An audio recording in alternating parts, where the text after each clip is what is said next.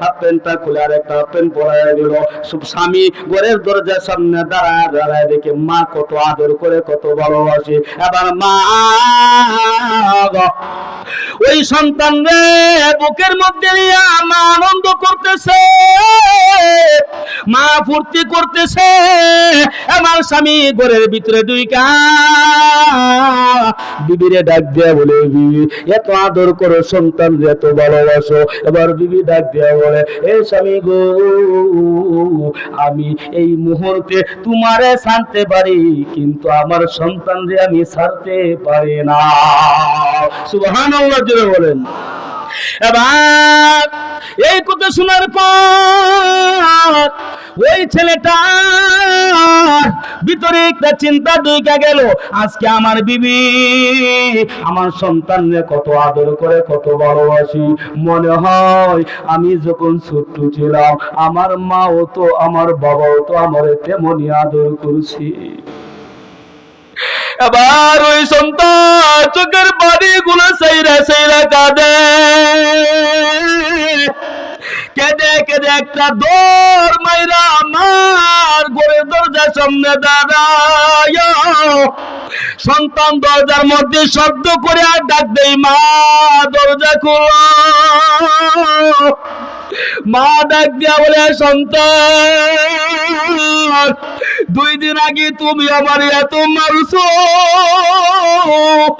এত আঘাত করেছো, এ সন্তান আজকে যদি দরজা খুইলা দে, এ সন্তান তুমি আমার জীবিত রাখবা না, বউয়ের কথা শুই না আমার মেরে ফেলবা। এ সন্তান আমি দরজা খুলতে পারবো না। সন্তান কেঁদে কেঁদে ডাক দেওয়া বলে, মা তোমারে মারবো না, তোমারে আঘাত করবো না। মা বিশ্বাস করে না। মা ডাক দিয়া বলে, সন্তান তুমি চলে যাও, আমি দরজা খুলতে পারবো না। 2 দিন আগে আমার আঘাত করছো, আমারে মারছো, এখনো আমার শরীর ফুলা কমে নাই, এখনো ব্যথা কমে নাই। এ সন্তান শুনে নাও, আগামীকাল সকালে আমি তোমার ঘর ছাইরা আমি চইলা যাব।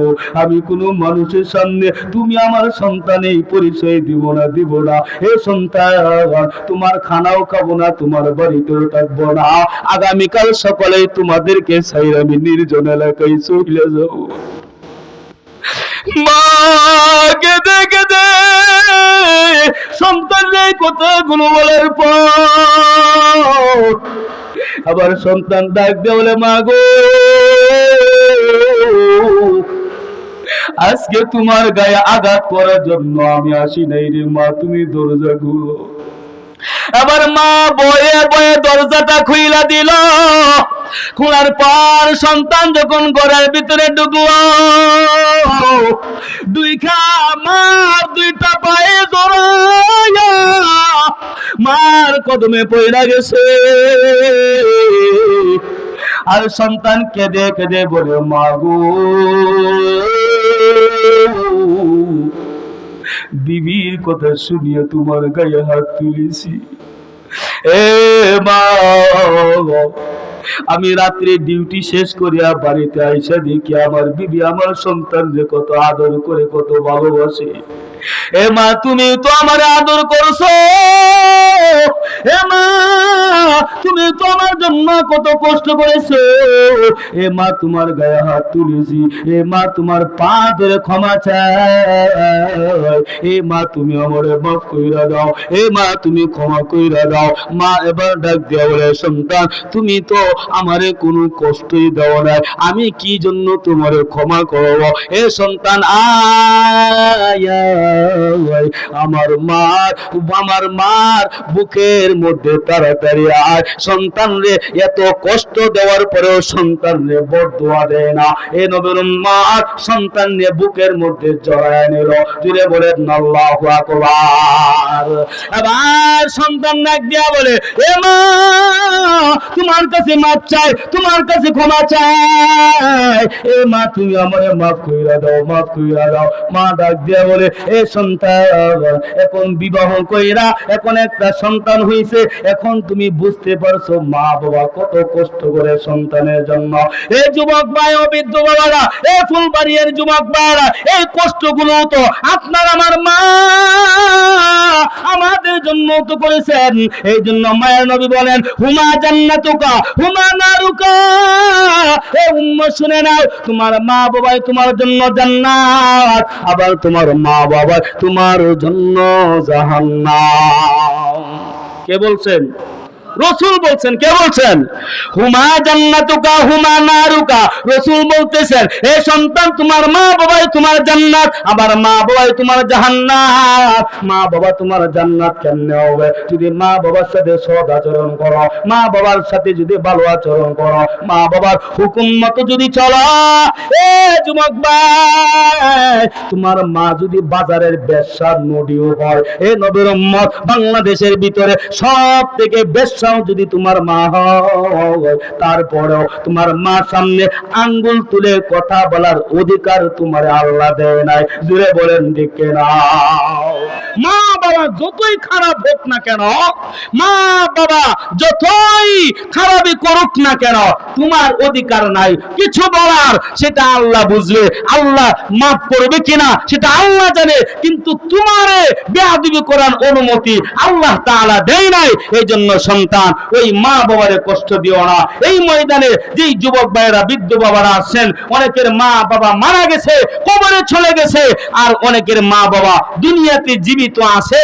এই যুবক ভাই, ওই মা বাবারে আজকে তুমি যেমন কষ্ট দিচ্ছ, তুমি যখন বাবা হইবা, তুমি যখন বড় হইবা, এ এলাকার মা বোনেরা, এ এলাকার বৌমারা, আজকে তুমি যেমন শ্বশুর শাশুড়ির সাথে খারাপ আচরণ করতেছ, এ বৌমা তুমিও যখন কয়েকদিন পরে তুমিও শাশুড়ি হইবা, তুমিও মা তুমিও শাশুড়ি হইবা। আজকে তুমি যদি শাশুড়ির সাথে খারাপ আচরণ করো, তুমি যখন শাশুড়ি হইবা, তোমার ছেলের বউ আইসা তোমার সাথে ওই খারাপিটাই করবে। যেরকম ঠিক না?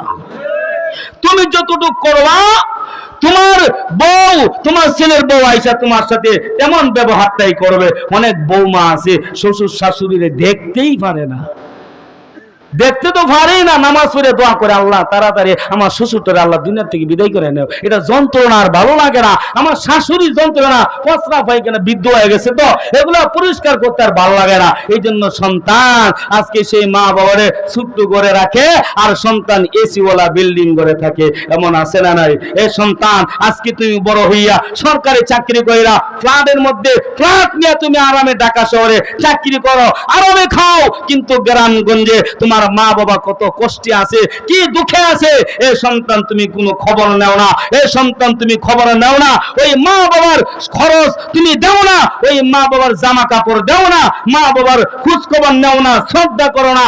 এ সন্তান শুনে নাও, তুমি যখন বড় হইবা এই কষ্টটা তোমারও বুক করা লাগবে। আর এই দুনিয়াতে মা বাবার খোঁজ খবর যদি, সৎ আচরণ যদি মা বাবার সাথে না করো, এ যুবক শুনে নাও, এ যুবক শুনে নাও, তোমার কপালে জান্নাত পাওয়া যাবে না, জান্নাত পাইবা না। দূরে কোন ঠিক না? এই জন্য যুবক ভাই ও বৃদ্ধ বাবারা, এই যে সম্মানের চেয়ারে, এই চেয়ারের মধ্যে আমি বসি, এ নবীর উম্মত, এই চেয়ারের মধ্যে বসার একমাত্র অবদান হইল আমার মা বাবার। জোরে কোন ঠিক কিনা? এই নবীর উম্মত, আজকে মা বাবার যদি কষ্ট দিতাম, আঘাত দিতাম, তাহলে এই সম্মানের চেয়ারে বসতে পারতাম না। এই নবীর উম্মত সারা বাংলার আনাচে কানাচে বয়ান করতে পারতাম না। এই যুবক ভাই, এখনো সময় আছে, ওই মা বাবারে আর কষ্ট দিও না, আঘাত দিও না। এই যুবক ভাই, এখনো সময় আছে, ওই মা বাবার সাথে সৎ আচরণ করো, ভালো আচরণ করো, মা বাবার হুকুম মতো চলো। এখন বলতে পারেন হুজুর আমার তো মা নাই, হুজুর আমার বাবা নাই, এখন সম্মান কেমনে করব, হুজুর কদর কেমনে করব? এই যুবক ও বৃদ্ধ বাবারা শুনে নাও, তোমার মা বাবা মারা গেছে, কি হয়েছে? তুমি নামাজ পড়া, তুমি কি দোয়াও করতে পারো না? রব্বির হামহুমা কামা রব্বায়ানি সগীরা।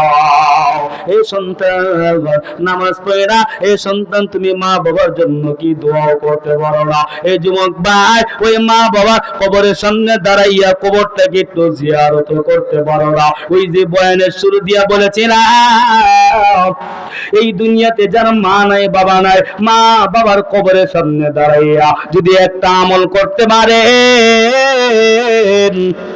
মায়ের নবী বলেন ইউরাফু আনহু আযাবুল কবরি ইলা ইয়াউমিল কিয়ামা।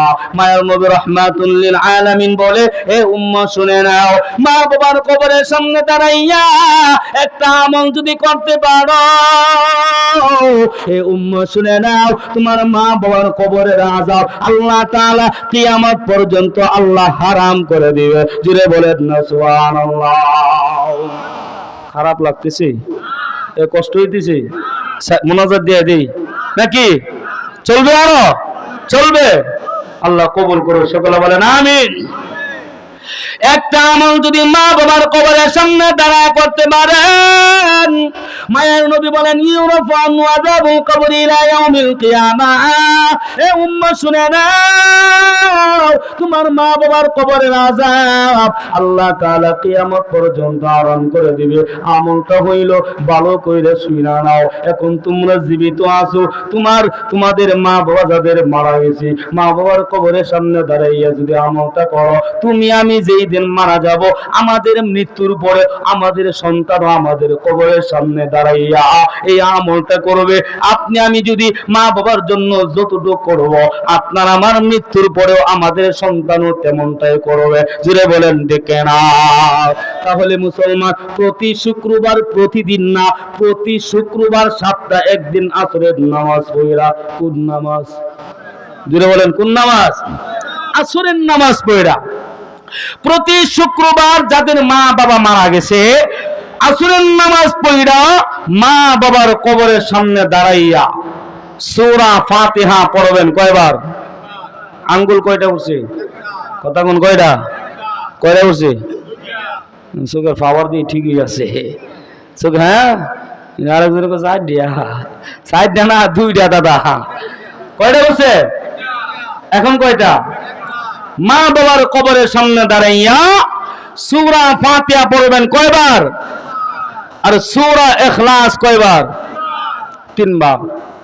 সূরা ফাতিহা কোন সূরা? ইন্না আতাইনাকাল কাউসার নাকি কোনটা? আলহামদুলিল্লাহ। কারণ ফাতিহা বললে তো অনেকে বলতে পারে না, আবার বলবেন যে আলহামদুলিল্লাহ পড়ো, তো তখন ঠিক হয়ে দেখুন পড়তে পারে, আছে না নাই? ফাতিহা বুঝে না, তাহলে সূরা ফাতিহা পড়বেন একবার। সূরা ইখলাস কয়বার? যারা বলেন কয়বার? সূরা ইখলাস কোন সূরা? কুল আউযু বিরাব্বিন নাস মালিকিন নাস কোন সূরা? ইখলাস বললে বুঝে না, আবার বলবেন কুল হুয়াল্লাহ সূরা পড়ো, ঠিক হয়ে পড়তে পারে, ঠিক কি না? সূরা ইখলাস কয়বার? 3 বার। এই মুসলমান দেখেন, এই যে এখন এখানে বৈশা যদি একবার সূরা ইখলাস পড়েন, কুল হুয়াল্লাহু আহাদ আল্লাহুস সামাদ লাম ইয়ালিদ ওয়া লাম ইউলাদ ওয়া লাম ইয়াকুল লাহু কুফুয়ান আহাদ, এই যে একবার সূরা ফাতিহা পড়ছেন, আল্লাহ রাব্বুল আলামিন 30 পারা কোরআন খতমের সওয়াব দান করে লাইছে। না সুবহানাল্লাহ, বাড়িতে ঘুমায় ঘুমায় গিয়া কইেন। হায় হায়, আওয়াজ দিয়ে কোন না সুবহানাল্লাহ, আর জোরে বলেন সুবহানাল্লাহ। একটা তাকবীর হবে, নারে তাকবীর, নারে তাকবীর। আল কোরআনের আলো, আল হাদিসের আলো, ইসলামের সূত্ররা, নারে তাকবীর। ঘুম ভাঙছেন? এখন আসেন, সূরা ইখলাস কয়বার? 3 বার। একবার পড়লে কয় কোরআন খতমের সওয়াব? কথা কই না? হ্যাঁ, 30 পারা কোরআন খতমের সওয়াব আল্লাহ দান করে দেয়। যেরকম সুবহানাল্লাহ। কিন্তু আমরা তো পড়ি না, এত সুযোগ আল্লাহ কইরা দিছে। তাহলে সূরা ইখলাস 3 বার, তারপরে দুরুদে ইব্রাহিম পড়বেন। কয়বার? কয়বার? ভালো করে খেয়াল করেন। আরে ভাই, এমনি তো মা বাবার জন্য দান খয়রাত করেন না, মা বাবার জন্য বাড়িতে তো দোয়ার আয়োজন করেন না? সদ্গায়ে জারিয়াও মা বাবার জন্য করেন না, এই আমলটা তো একদিন করতে পারবেন, শুক্রবারে পারবেন না ইনশাআল্লাহ। কিন্তু মা বাবার জন্য 1000 টাকা দান করতে পারবো না হুজুর, এইটা পারবো না। আমল যতদিন করার জন্য চেষ্টা করবো, কিন্তু মা বাবার জন্য টাকা পয়সা দান করতে পারবো না। এমন আছে না নেই?